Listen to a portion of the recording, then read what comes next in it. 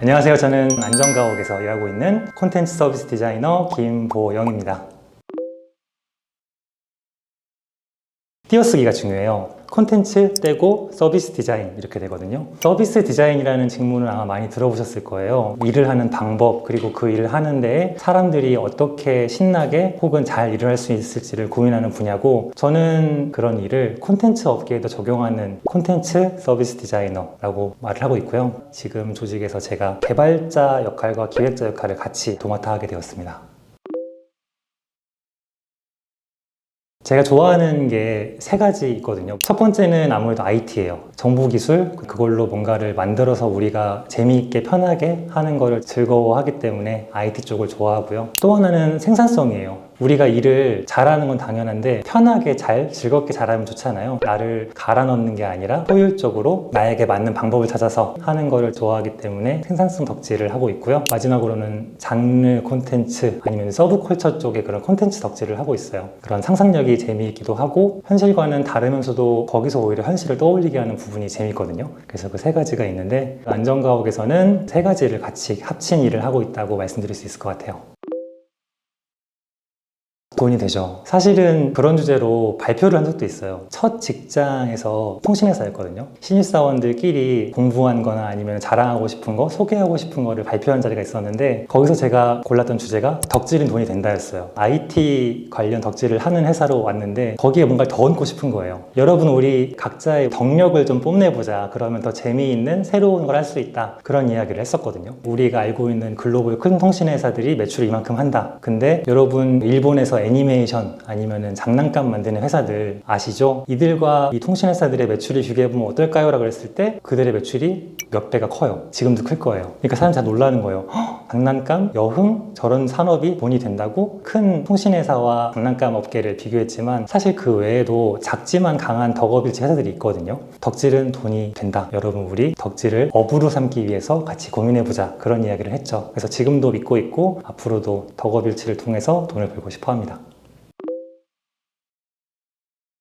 나는 좋아서 하는 건데 이게 돈이 될까라는 고민을 저도 굉장히 많이 했거든요. 근데 돈이 되게 하려고 고민하는 데서 실제 덕업일치가 일어나는 것 같거든요. 결국은 업을 잘하는 방법이랑 통하는 부분도 있는 것 같아요. 업을 잘하는데 내 덕력을 여기에 섞어도 괜찮고, 아니면 이 덕을 밀고 나가서 업이 될 만큼 파고들어도 괜찮은 것 같아요. 잘 덕질하는 법을 우리가 배우진 않잖아요. 나한테 맞는 길을 찾아서 가는 게 덕질이고 내가 좋아하니까 하는 게 덕질이라서, 오히려 고민 없이 그냥 나는 계속 이 일을 사랑할 거야 라고 생각하시면 결국은 닿게 되지 않을까, 그런 생각을 합니다. 저를 위한 방법은 기록인 것 같아요. 제가 이렇게 멋있게 취업했어요, 덕업일치 했어요 라고 얘기는 했지만 일을 정말 더럽게 못했거든요. 실수도 많이 했고, 실수를 어떻게 하면 덜 할까를 굉장히 고민을 많이 하다 보니까 기록했어야 했어요. 어떤 실수를 했고 왜 그랬고 다음에 이러지 말아야지. 일기를 엄청 열심히 썼고, 무엇보다 좀 일을 잘하고 싶어서, 근데 잘하려면 똑똑하게 일하는 것도 중요하지만 시간을 잘 써야겠더라고요. 그래서 시간 기록표를 쓰기 시작했어요. 러시아의 어떤 과학자가 자신의 24시간을 내내 시간을 기록을 했대요. 본인이 어디서 시간 낭비하는지 알아서 그걸 제거하고 나머지 시간 연구했더니 선생님 엄청 좋아졌다, 저거 해봐야지 라고 생각을 했고 실행을 했어요. 10년 동안. 그렇게 하다 보니까 제가 어떨 때 집중이 풀리고 어떨 때 집중을 잘하고, 그리고 일기를 써서 어떨 때 내가 즐거워하더라, 물론 제가 쓴 거지만 그런 거를 글로 다시 보니까 저를 제가 이제 한 발 물러나서 보게 되더라고요. 저를 좀 파악할 수 있었어요.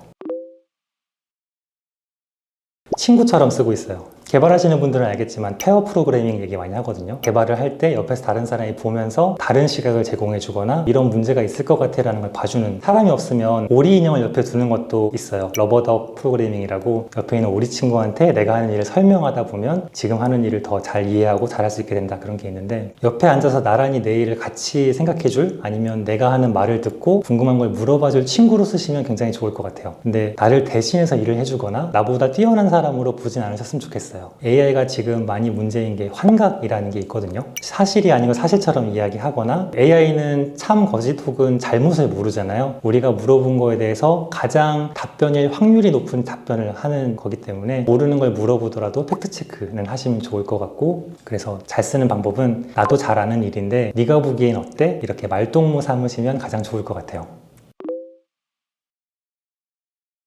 어떤 생산성 도구를 쓰면 좋겠어요? 라는 질문을 많이 하시는데, 저는 일단 도구를 쓰지 말라고 추천을 드리는 편이에요. 되게 이상하죠? 근데 일을 잘하려고 사람들이 좀 너무 지나치게 매몰돼 있다는 생각을 하거든요. 내가 일하는 게 중요하지 일을 잘하는 건 그 다음이에요. 근데 대뜸 잘하려고부터 시작해서 굉장히 부담들이 많으신 것 같아서 도구를 안 쓰고 내가 무슨 일을 하지부터 시작하셔서 내가 이 일을 하는데 뭐가 필요한지 그런 욕구와 욕망이 들어야 그 다음에 도구를 고르는 게 자연스러워요. 근데 그게 아니라 도구 먼저 고르고 거기에 대해 일하는 방식을 맞추시면 고통스러울 수 있어요. 나는 일을 잘하고 싶은데 도구 하나 못 쓰는 사람? 이런 분들 되게 많아요. 세상에 어떤 도구도 여러분들의 일을 돕기 위해 존재하는 거지 여러분들의 일보다 앞서 있지 않거든요. 여러분들의 일이 먼저고 도구는 꼭 필요하지 않다. 도구에 너무 휘둘리지 않으셨으면 좋겠어요.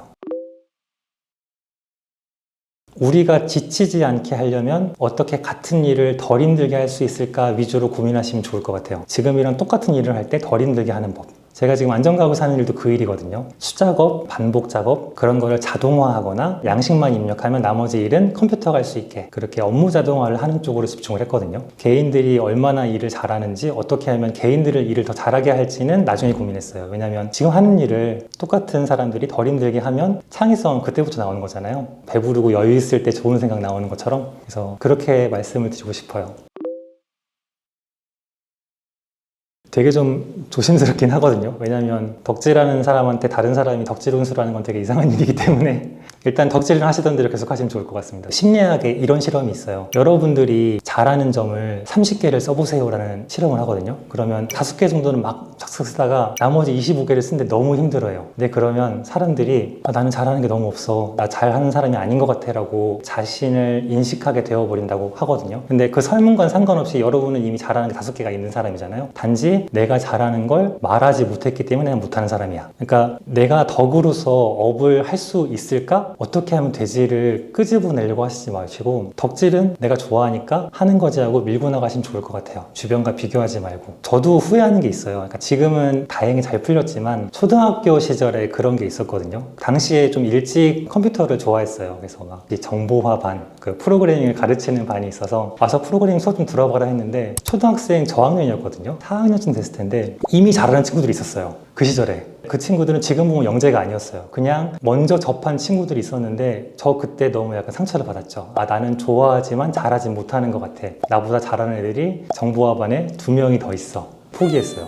그때부터 난 잘하는 게 아니라 좋아하는 사람이라고 생각했던 것 같거든요. 지금 생각하면 그게 너무 아까워요. 잘하진 못해도 난 좋아하니까 그때부터 계속 프로그래밍을 해왔으면 기획과 데이터 분석, 마케팅 애두르지 않고 내가 좋아하는 걸 더 빨리 업으로 해서 더 좀 깊은 뿌리를 만들었을 텐데 그게 좀 아쉽더라고요. 그래서 주변 사람들을 포기하지 마시고 내가 좋아하는 거를 안고서 밀고 나갔으면 좋겠어요. 우리가 작다고 생각하는 만큼 거꾸로 우리가 실패해도 사람들은 모르거든요. 잘 되면 내가 좋은 거고 실패하면 아무도 몰라요. 이렇게 생각하면 안 할 이유가 없잖아요. 그래서 덕질하시는 만큼 그 덕을 업으로 삼으려는 생각도 포기하지 않으셨으면 좋겠습니다. 왜 안 될까요? 내가 고르기 나름인 것 같아요. 덕질이잖아요. 예를 들어 플로깅 재밌잖아요. 러닝하는데 의미도 담아요. 덕업일치랑 비슷한 것 같아요. 덕이라는 게 저는 장르일 수도 있지만 일을 하는 혹은 삶의 방식도 덕질이라고 생각하거든요. 여러분들이 일을 할 때도 더 윤리적인 방법, 더 임팩트를 만드는 방법으로 일을 하면 임팩트 업계에서 일을 하지 않아도 여러분들은 임팩트 메이커예요. 내가 임팩트를 크게 못 만드는 것 같아도 기쁨을 느껴도 돼요. 왜냐면 우리는 소비하면서도 임팩트를 만들 수 있어요. 윤리적 소비 하잖아요. 그리고 그냥 러닝할 때도 임팩트를 만들 수 있어요. 쓰레기를 주워도 되죠. 일을 할 때도 임팩트를 만들 수 있어요. 다른 사람들은 전기를 아끼지 않아도 나는 모니터를 끄고 나가고 점심시간에 사무실을 나가면서 불을 끌 수도 있어요. 큰 임팩트를 만들려고 하니까 욕심이 나는 거지만 내가 할 수 있는 방법으로 내 삶에 임팩트를 들여오시면 그게 여러분들의 임팩트 업일치, 덕임일치가 될 거라고 생각을 합니다. 재밌게 하세요, 여러분. 그게 덕이잖아요.